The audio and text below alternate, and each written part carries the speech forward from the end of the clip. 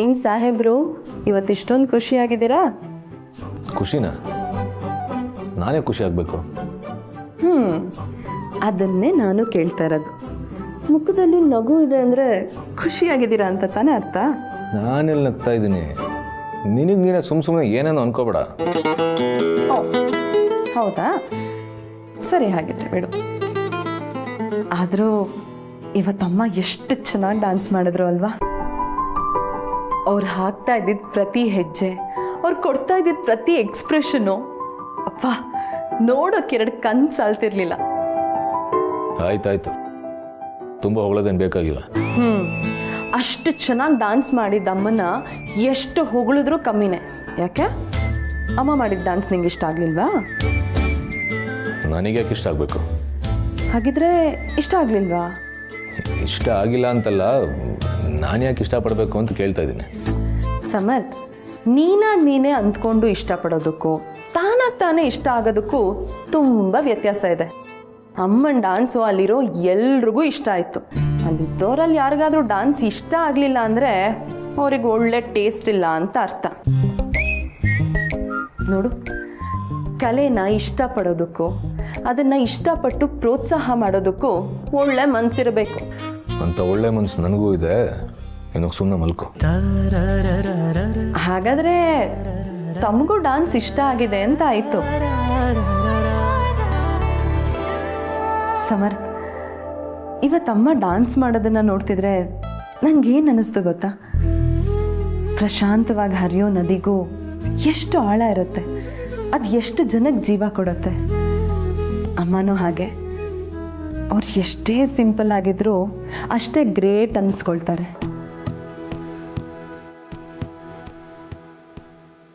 ಎಲ್ಲರ ಜೊತೆ ಎಷ್ಟು ನಗ್ನಗ್ತಾ ಮಾತಾಡ್ತಾರೆ. ತಾವೇನೂ ಸಾಧನೆ ಮಾಡಿಲ್ಲ ಅನ್ನೋ ಥರ ಮಗು ಥರ ಇದ್ಬಿಡ್ತಾರೆ. ಈಗಲೇ ನೋಡು, ಯಾರಿಗೂ ಗೊತ್ತಿಲ್ಲದೆ ಕಾರ್ ಡ್ರೈವಿಂಗ್ ಕಲಿತ್ರು, ಡ್ಯಾನ್ಸ್ ಕಲಿತ್ರು, ಅಷ್ಟು ಜನದ ಮುಂದೆ ಎಷ್ಟು ಅದ್ಭುತವಾಗಿ ಡ್ಯಾನ್ಸ್ ಮಾಡಿದ್ರು. ನಮಗೆಲ್ಲ ಅಮ್ಮಂಗಿಂತ ಬೇರೆ ಸ್ಫೂರ್ತಿನೇ ಬೇಕಾಗಿಲ್ಲ ಸಮರ್ಥ್. ಮೇಡಮ್ನ ಹೊಳಿಗೆ ಮುಗಿದಿದ್ರೆ ತಾವಿದು ಮಲ್ಕೋಬೋದು. ಹೊಗಳಿದ್ದಂತೂ ಆಗಿಲ್ಲ, ಆದರೆ ಹೊಗಳ್ಬೇಕು ಅಂದರೆ ಪದಗಳೇ ಸಾಕಾಗ್ತಿಲ್ಲ. ನಾನು ಹೊಗಳ್ತಾ ಇರೋದು ತಮ್ಮ ಕೈಲಿ ಸಹಿಸ್ಕೊಳಕ್ಕೆ ಆಗ್ತಿಲ್ಲ. ಅದಕ್ಕೋಸ್ಕರನಾದರೂ ನಿಲ್ಲಿಸ್ಬೇಕಷ್ಟೆ. ಮನಸ್ಸಲ್ಲಿ ಇಷ್ಟ ಆಗಿದ್ದನ್ನ ಮಾತಲ್ಲಿ ಹೇಳಿದ್ರೆ ತೂಕ ಕಮ್ಮಿ ಆಗ್ಬಿಡುತ್ತೆ. ಅದಕ್ಕೆ ತುಂಬ ಮಾತಾಡಿದೆ, ಸುಮ್ಮನೆ ಮಲ್ಕೋ ಅಂತ ಹೇಳಿದೆ. ಓಹೋ, ಅದಕ್ಕೇನೇನೋ ತಮ್ಮ ಇಷ್ಟಗಳನ್ನೆಲ್ಲ ತಾವು ಮನಸ್ಸಲ್ಲೇ ಇಟ್ಕೊಂಡಿರೋದು. ಅಮ್ಮನ ಬಗ್ಗೆ ಬೆಟ್ಟದಷ್ಟು ಪ್ರೀತಿ ಮನಸ್ಸಲ್ಲಿದ್ರು ಅದನ್ನು ಮಾತಲ್ಲಿ ಹೇಳಿದೆ ಅದು ಹೇಗಿರ್ತೀಯ ಸಮರ್ಥ್? ನಾನು ನಿದ್ದೆ ಬರ್ತಾ ಇದೆ.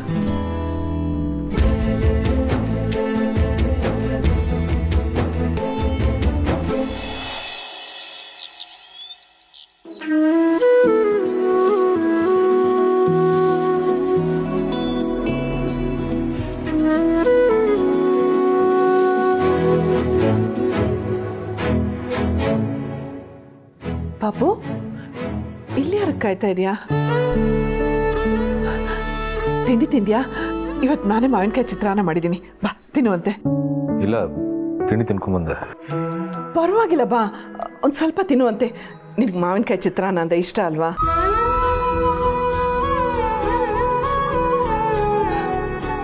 ಯಾಕೋ ಯಾಕೆ ಹಾಗೆ ನೋಡ್ತಾ ಇದೀಯಾ? ಅದು ನೆನ್ನೆ ನಿಮ್ಮ ಡ್ಯಾನ್ಸ್ ತುಂಬ ಚೆನ್ನಾಗಿತ್ತು. ಡ್ಯಾನ್ಸ್ ಚೆನ್ನಾಗಿತ್ತಾ? ನಿನ್ಗಿಷ್ಟ ಆಯ್ತಾ ಪಾಪು? ತುಂಬ ಚೆನ್ನಾಗಿ ಮಾಡಿದ್ರಿ.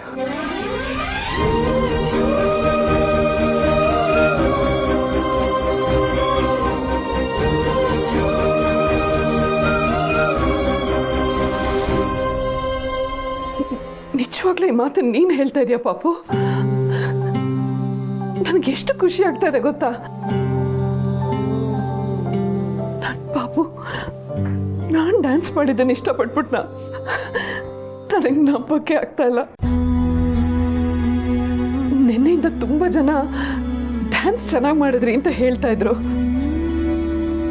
ಆದ್ರೆ ಈಗ ನೀನು ಹೇಳಿದೆಯಲ್ಲ, ನಿನ್ನ ಮಾತು ನನಗೆ ಪ್ರಶಸ್ತಿ ಕೊಟ್ಟಷ್ಟೇ ಖುಷಿ ಆಯ್ತು ಪಾಪು. ಸರಿ ಆಯ್ತು, ನಂಗೆ ಸ್ವಲ್ಪ ಕೆಲಸ ಇದೆ, ನಾನು ಬರ್ತೀನಿ.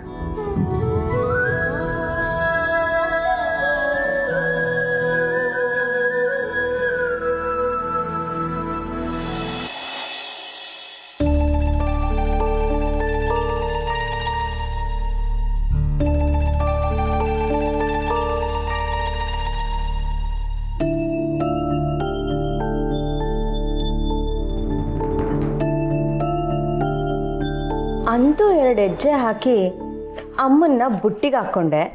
ಅದಾದಮೇಲೆ ಅವ್ರನ್ನೇ ದಾಳ ಮಾಡಿಕೊಂಡು 2 ಎಕರೆ ಜಾಗನೂ ಹೊಡ್ಕೊಂಡ್ಬಿಟ್ಟೆ. ನೋಡೋರ ಕಣ್ಣಿಗೆ ಒಳ್ಳೆಯವಳಾಗೂ ಕಾಣಿಸ್ಕೊಬೋದು, ಹಾಗೆ ಒಂದೊಂದಾಗೆ ಮೆಲ್ಲಿಗೆ ಆಸ್ತಿನೂ ಕಬಳಿಸ್ಕೋಬೋದು. ಎಂಥ ಪ್ಲ್ಯಾನ್ ನೋಡು ನಿಂದು. ಭಕ್ತಿ ಇದ್ರೆ ದೇವರು ವರ ಕೊಡ್ತಾನೆ. ಅದನ್ನ ಯಾರು ಪ್ಲಾನ್ ಅಂತ ಹೇಳಲ್ಲ, ನಾವಿಟ್ಟಿರೋ ಶ್ರದ್ಧೆಗೆ ಪ್ರತಿಫಲ ಅಂತ ಹೇಳ್ತಾರೆ. ಓಹೋ, ನೀನು ಈ ರೀತಿ ಡಾನ್ಸ್ ಹೇಳ್ಕೊಡೋದಕ್ಕೆ 2 ಎಕರೆ ಪ್ರತಿಫಲನಾ? ಅದ್ರ ಬೆಲೆ ಎಷ್ಟು ಅಂತನಾದರೂ ಗೊತ್ತಾ ನಿನಗೆ? ನಿನ್ನ ರೀತಿ ಡಾನ್ಸ್ ಹೇಳ್ಕೊಡೋ 100 ಜನಕ್ಕೆ 10 ವರ್ಷ ಸಂಬಳ ಕೊಡ್ಬೋದು. ಇಲ್ಲ, ನನಗದ್ರ ಬೆಲೆ ಗೊತ್ತಿಲ್ಲ. ನನಗೆ ನನ್ನ ಕಲೆಗಿರೋ ಬೆಲೆ ಅಷ್ಟೇ ಗೊತ್ತಿರೋದು. ಛೇ, ಈ ಮನೇಲಿರೋರಿಗೆ ಬುದ್ಧಿನೇ ಇಲ್ಲ.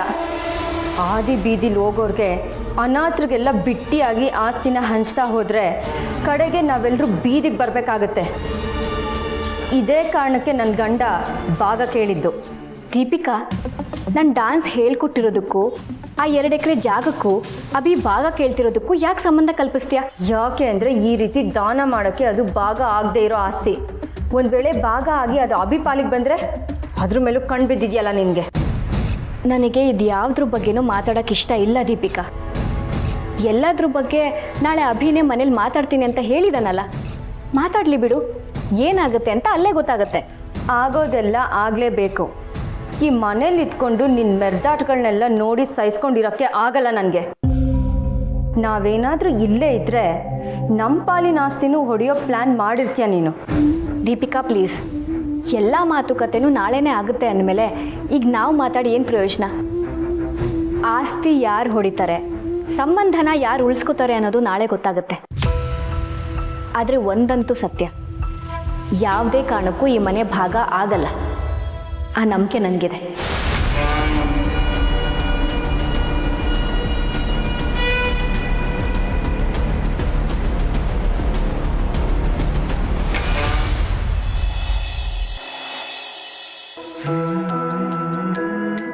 ಅದು ನೆನ್ನೆ ನಿಮ್ಮ ಡ್ಯಾನ್ಸ್ ತುಂಬ ಚೆನ್ನಾಗಿತ್ತು.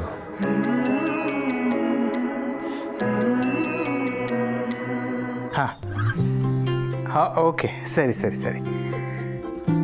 ಹಾಂ, ಆಯಿತು ಆಯಿತು, ನಾನು ನಿಮ್ಗೆ ಆಮೇಲೆ ಮಾಡ್ತೀನಿ. ಓಕೆ ಮಧು ಅವರೇ, ಇವತ್ತು ನನಗೆ ತುಂಬ ಖುಷಿ ಆಗ್ತಾಯಿದೆ ಗೊತ್ತಾ? ಖುಷಿ ಆಗ್ತಿದೆಯಾ? ಅಂಥದ್ದೇನಾಯಿತು? ನಿಮ್ಮ ಖುಷಿಗೆ ಕಾರಣ ಏನು ಅಂತ ಕೇಳ್ಬೋದಾ? ನಿಮಗೆ ಗೊತ್ತಾ, ಇವತ್ತು ಪಾಪ ಅವನಾಗವನೇ ಬಂದು ನನ್ನನ್ನು ಮಾತಾಡಿಸ್ದ. ಏನು ಸಮರ್ಥ ಅವನಾಗವನೇ ಬಂದು ನಿಮ್ಮನ್ನು ಮಾತಾಡ್ಸಿದ್ನಾ? ನಂಬೋಕೆ ಆಗ್ತಿಲ್ವೇ? ನಿಮ್ಮನ್ನು ಅಮ್ಮ ಅಂತ ಕರೆದ್ನಾ? ಇಲ್ಲ, ಆ ದಿನಕ್ಕೋಸ್ಕರ ನಾನು ಕಾಯ್ತಾ ಇದ್ದೀನಿ. ಆದ್ರೆ ಇವತ್ತು ಅವನು ಬಂದು ನನ್ನ ಡ್ಯಾನ್ಸ್ ಬಗ್ಗೆ ಮಾತಾಡ್ದ. ನೀವು ತುಂಬ ಚೆನ್ನಾಗಿ ಡ್ಯಾನ್ಸ್ ಮಾಡಿದ್ರಿ, ನನ್ಗೆ ಇಷ್ಟ ಆಯ್ತು ಅಂದ. ಅವನು ಆ ರೀತಿ ಬಂದು ಹೇಳಿದಾಗ ನಾನು ಆಕಾಶದಲ್ಲಿ ತೇಲಾಡ್ತಿದ್ದೀನೇನೋ ಅಂತ ಅನ್ನಿಸ್ತು. ವಾ, ಇದಕ್ಕಿಂತ ಬೆಸ್ಟ್ ಕಾಂಪ್ಲಿಮೆಂಟ್ ಇನ್ನೇನಿರುತ್ತೆ ತುಳಸಿಯವರೇ? ನಿಮ್ಮ ಮಗನೇ ನಿಮ್ಮ ಡ್ಯಾನ್ಸನ್ನು ಮೆಚ್ಕೊಂಡಿದ್ದಾಯ್ತು. ನೀವು ಡ್ಯಾನ್ಸ್ ಕಲ್ತಿದ್ದಕ್ಕೂ ಅಷ್ಟು ಚೆನ್ನಾಗಿ ಪರ್ಫಾರ್ಮ್ ಮಾಡಿದ್ದಕ್ಕೂ ಸಾರ್ಥಕ ಆಯಿತು. ನನಗೂ ಹಾಗೆ ಅನ್ನಿಸ್ತಾ ಇದೆ. ಮಕ್ಕಳೆಲ್ರಿಗೂ ನನ್ನ ಡ್ಯಾನ್ಸ್ ಇಷ್ಟ ಆಯ್ತಲ್ಲ, ಆ ಖುಷಿಗೆ ನನಗೆ ಮತ್ತೆ ಕುಣಿಬೇಕು ಅನ್ನಿಸ್ತಾ ಇದೆ. ಹೌದಾ? ಮತ್ತೆ ಡ್ಯಾನ್ಸ್ ಮಾಡಿ. ನೀವು ಯಾವಾಗ ಡ್ಯಾನ್ಸ್ ಮಾಡಿದ್ರು ನಾನು ನೋಡೋದಕ್ಕೆ ರೆಡಿ. ನಾನು ಹಾಗಲ್ಲ ಹೇಳಿದ್ದು. ನನಗೆ ಅರ್ಥ ಆಗುತ್ತೆ ತುಳಸಿಯವರೇ. ನೀವು ಮಕ್ಕಳ ಪ್ರೀತಿಗೋಸ್ಕರ ಎಷ್ಟು ಚಡಪಡಿಸ್ತೀರಾ, ಎಷ್ಟು ಹಾತೊರಿತೀರಾ ಅನ್ನೋದು ನನಗೆ ಗೊತ್ತು. ತಾಯಿ ಆದವಳು ಜೀವನದಲ್ಲಿ ಮಕ್ಕಳ ಪ್ರೀತಿಗಿಂತ ದೊಡ್ಡದು ಇನ್ನೇನಿದೆ ಹೇಳಿ? ಅದು ನಿಜ. ಆದರೂ ನೀವು ಅಷ್ಟು ಅದ್ಭುತವಾಗಿ ಡ್ಯಾನ್ಸ್ ಪ್ರಾಕ್ಟೀಸ್ ಮಾಡಿ ಅದನ್ನು ಪರ್ಫಾರ್ಮ್ ಮಾಡಿದ್ರಲ್ಲ, ಇದೆಲ್ಲ ಹೇಗೆ ಸಾಧ್ಯ ಆಯಿತು? ಅದರಲ್ಲೂ ನೀವು ಸುಮತಿ ಡ್ಯಾನ್ಸ್ ಮಾಡಿದಾಗೆ ಕ್ಲಾಸಿಕಲ್ ಡ್ಯಾನ್ಸನ್ನೇ ಯಾಕೆ ಆಯ್ಕೆ ಮಾಡ್ಕೊಂಡ್ರಿ?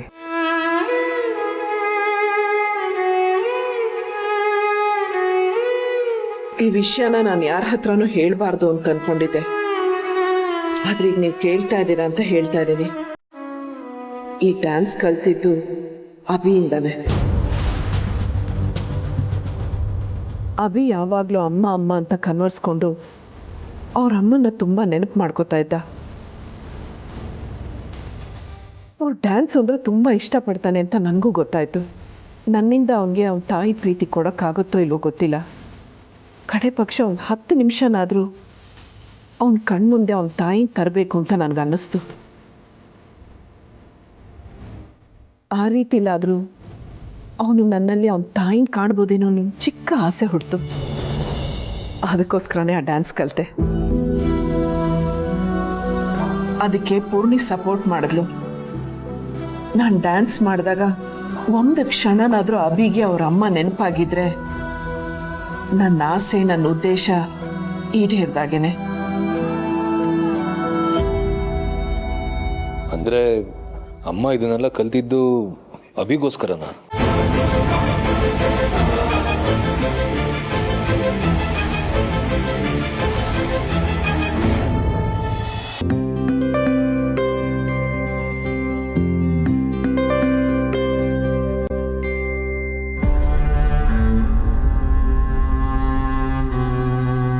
ನಾನು ಎಲ್ಲರ ಜೊತೆ ಡ್ಯಾನ್ಸ್ ಮಾಡಿದ ತಕ್ಷಣ ಸುಮ್ಮನಾಗಿದ್ದೀನಿ, ಎಲ್ಲ ವಿಷಯನೂ ಮರ್ತೋಗಿದ್ದೀನಿ ಅಂತಲ್ಲ. ನಾನು ಹೇಳಿದ ವಿಷಯ ಏನಾಯಿತು? ಮನೆ ಭಾಗ ಆಗ್ತಿರ ತಾನೆ?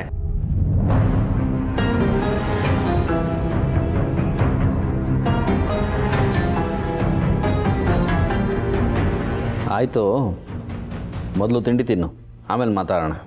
ಮಾತಾಡೋದು ಅಂದರೆ ಯಾವಾಗ? ಆ್ಯನಿವರ್ಸರಿ ಮುಗೀತಲ್ಲ, ನೀವು ಹೇಳ್ದಾಗೆ ಚೆನ್ನಾಗೂ ಆಯ್ತಲ್ಲ. ಈಗೇನಿದ್ರು ನನ್ನ ಮಾತನ್ನ ನಡೆಸ್ಕೊಡ್ಬೇಕಷ್ಟೇ. ಅಭಿ, ನಮ್ಮ ಆ್ಯನಿವರ್ಸರಿ ಪ್ರೋಗ್ರಾಮ್ ಇನ್ನೂ ಎಲ್ಲ ಮುಗಿದಿಲ್ಲ. ನಾಳೆ ಇನ್ನೊಂದು ಪ್ರೋಗ್ರಾಮ್ ಬಾಕಿ ಇದೆ. ಏನು? ಇನ್ನೊಂದು ಪ್ರೋಗ್ರಾಮಾ? ನಾಳೆ ಮುಂಬೈಯಿಂದ ಝೀ ನ್ಯೂಸ್ ಅವ್ರು ಬರ್ತಿದ್ದಾರೆ. ಅವರು ನಮ್ಮ ಮನೆ ಬಗ್ಗೆ, ನಮ್ಮ ಕಂಪನಿ ಬಗ್ಗೆ ಒಂದು ಇಂಟರ್ವ್ಯೂ ಮಾಡ್ತಿದ್ದಾರೆ.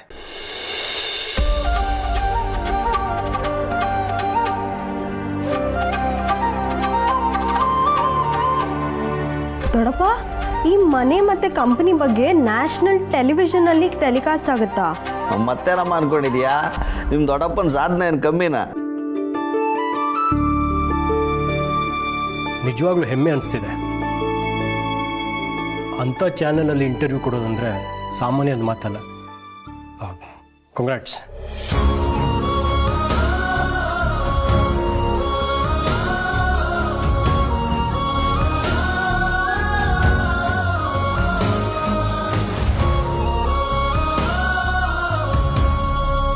ಅದಕ್ಕೂ ಇದಕ್ಕೂ ಏನು ಸಂಬಂಧ? ಇಂಟರ್ವ್ಯೂ ಅದ್ರ ಪಾಡ್ಗೋದಾಗುತ್ತೆ. ಅದಕ್ಕಿಂತ ಮುಂಚೆನೇ ನೀವು ಭಾಗ ಮಾಡ್ಬೋದಲ್ಲ.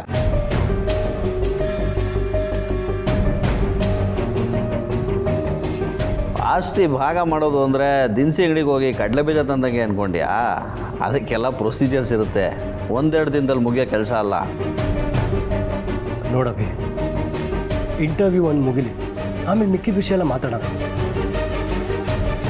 ಹೌದವಿ, ನಿನ್ನ ಮನಸ್ಸು ಬದಲಾಯಿಸೋಕ್ಕಂತೂ ಆಗೋದಿಲ್ಲ. ಹಾಗಂದಮೇಲೆ ನಿನ್ನ ಮಾತು ಕೇಳದೆ ನಮಗೆ ಬೇರೆ ವಿಧಿ ಇಲ್ಲ. ದಯವಿಟ್ಟು ಈ ಇಂಟರ್ವ್ಯೂ ಮುಗಿಯೋವರೆಗೂ ಸ್ವಲ್ಪ ಸುಮ್ಮನೆ ಇದ್ಬಿಡು.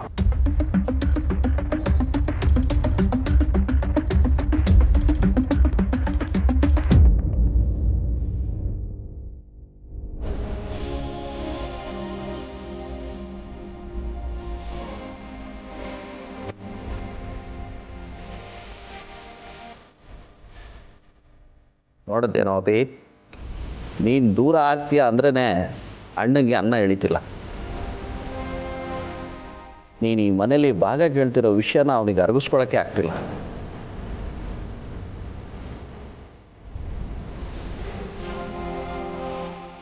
ನೀನು ದೂರನೇ ಆಗ್ಬಿಟ್ರೆ ಅವನು ಈ ಮನೇಲಿ ಹೇಗಿರ್ತಾನೋ ಏನೋ. ನನಗಂತೂ ಅದನ್ನೆಲ್ಲ ಊಹಿಸ್ಕೊಳಕ್ಕೆ ಕಷ್ಟ ಆಗ್ತಿದೆ. ಅವ್ರು ಯಾವುದನ್ನು ಬಾಯಿ ಬಿಟ್ಟು ಹೇಳ್ಕೊಡಲ್ಲ, ಮನಸ್ಸಿನಲ್ಲೇ ಇಟ್ಕೊಂಡು ನೆರಳ್ತಾ ಇರ್ತಾರೆ. ದಯವಿಟ್ಟು ಅಪ್ಪನ ಮನಸ್ಸನ್ನು ಅರ್ಥ ಮಾಡ್ಕೊತೀನಿ ಪಾಪು.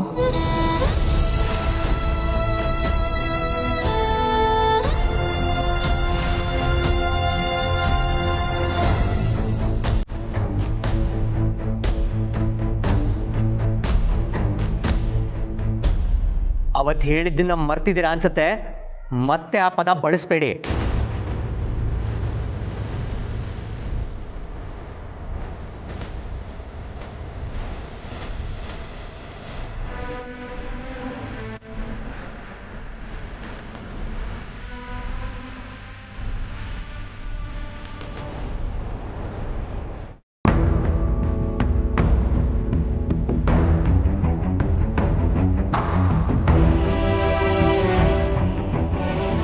ಅಭಿ, ಅವರು ನನ್ನ ಚಿನಿ ಪಾಪು ಅಂದ್ಬಿಟ್ರು. ನಿನಗೆ ಗೊತ್ತಾ ದೀಪಿಕಾ,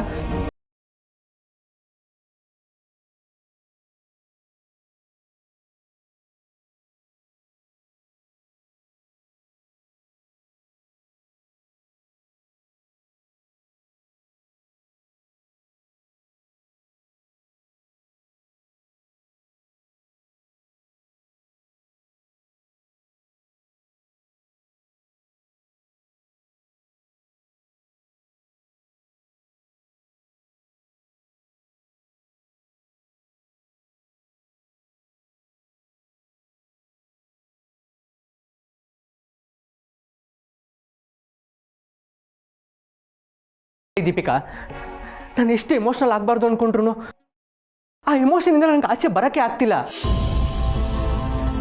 ನಾನು ಭಾಗ ಆಗಬೇಕು ಅಂತ ಕೇಳ್ಕೊಂಡ್ರೆ ಈ ಮನೆಯವರೆಲ್ಲರೂ ಒಟ್ಟಿಗೆ ಸೇರಿ ನನಗೆ ಬುದ್ಧಿ ಹೇಳ್ತಾರೆ.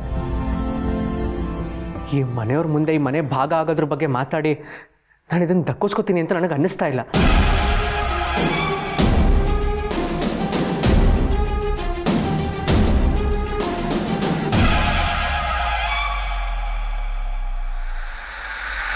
ಹಾಗಿದ್ರೆ ಬಿಟ್ಬಿಡು ಅಭಿ.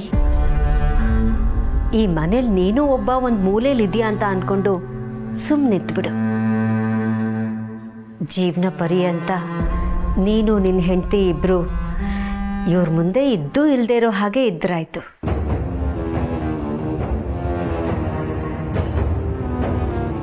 ದೀಪಿಕಾ, ನಾಳೆ ಮೀಡಿಯಾದವರು ಬರ್ತಿದ್ದಾರೆ. ಅವ್ರು ಬಂದಾಗ ಇವನು ಮನೇಲಿರೋದು ಬೇಡ. ಅಕಸ್ಮಾತ್ ಇವನೇನಾದರೂ ಎಕ್ಸೈಟ್ ಆಗಿ ಯಾರ ಮುಂದೆ ಹೇಳ್ಕೋಬೇಕು ಅಂತ ಗೊತ್ತಾಗದೆ ಮೀಡಿಯಾದವ್ರ ಮುಂದೆ ಇದನ್ನೆಲ್ಲ ಹೇಳಿಬಿಟ್ರೆ ತುಂಬ ಕಷ್ಟ ಆಗುತ್ತೆ.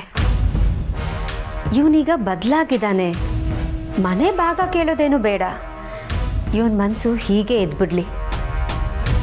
ನಾಳೆ ಮೀಡಿಯಾದವ್ರ ಮುಂದೆ ಮಾತಾಡುವಾಗ ಏನಾದರೂ ಮನೆ ಭಾಗ ಬೇಕು ಅಂತ ಕೇಳಿಬಿಟ್ರೆ ಆಗ ಇದ್ದಿದ್ದೂ ಕಷ್ಟ ಆಗುತ್ತೆ. ಚಿಕ್ಕಮ್ಮ, ನಾನು ಎಮೋಷ್ನಲ್ ಆಗಿದ್ದೀನಿ ನಿಜ, ಆದರೆ ಸೋತಿಲ್ಲ, ಸೋಲೋದು ಇಲ್ಲ. ನಾನು ಡಿಸೈಡ್ ಮಾಡಿದ್ದಾಗಿದೆ. ಈ ಮನೇಲಿ ನಾನು ಭಾಗ ಕೇಳ್ತೀನಿ. ಅದು ಮಾತ್ರ ಅಲ್ಲ, ಆ ಮೀಡಿಯಾದವ್ರ ಮುಂದೆನೇ ನಾವು ಭಾಗ ಆಗ್ತಿರೋ ವಿಚಾರನ ಹೇಳ್ತೀನಿ. ಆಗ ಒಂದೇ ನಿಮಿಷದಲ್ಲಿ ಇಡೀ ದೇಶಕ್ಕೆ ಸುದ್ದಿ ಮುಟ್ಟುತ್ತೆ. ಅದಾದ್ಮೇಲೆ ನನ್ನ ತಡೆಯೋರು ಯಾರೂ ಇರಲ್ಲ. ಅವ್ರು ನನ್ನ ಎಮೋಷ್ನಲ್ಲಾಗಿ ಕಟ್ ಹಾಕಬೇಕು ಅಂದ್ಕೊಂಡ್ರು ಅವರಿಂದ ಅದಾಗಲ್ಲ. ನನ್ನ ಕೆಲಸ ಈಸಿಯಾಗಿ ಆಗೋಗುತ್ತೆ. ಅಭಿ, ಹಾಗಂತ ಮೀಡಿಯಾದವ್ರ ಮುಂದೆ ಭಾಗ ಆಗೋ ಮಾತಾಡ್ತೀಯಾ? ಯಾಕೆ ಮಾತಾಡಬಾರ್ದು? ಆ ಫಂಕ್ಷನಲ್ಲಿ ನಾನು ಈ ವಿಚಾರ ಮಾತಾಡಿದ್ದಿದ್ರೆ ಅಲ್ಲಿರೋ ಜನಗಳಿಗೆ ಮಾತ್ರ ಗೊತ್ತಾಗ್ತಿತ್ತು. ಅದೇ ಮೀಡಿಯಾ ಮುಂದೆ ಮಾತಾಡಿದ್ರೆ ನಮ್ಮ ಮನೆ ಭಾಗ ಆಗ್ತಿದೆ ಅನ್ನೋ ವಿಚಾರ ಊರಿಗೆಲ್ಲ ಗೊತ್ತಾಗುತ್ತೆ.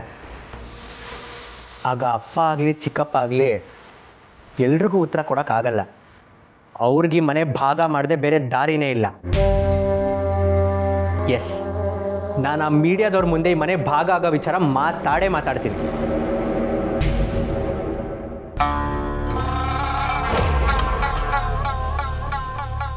ಎಸ್.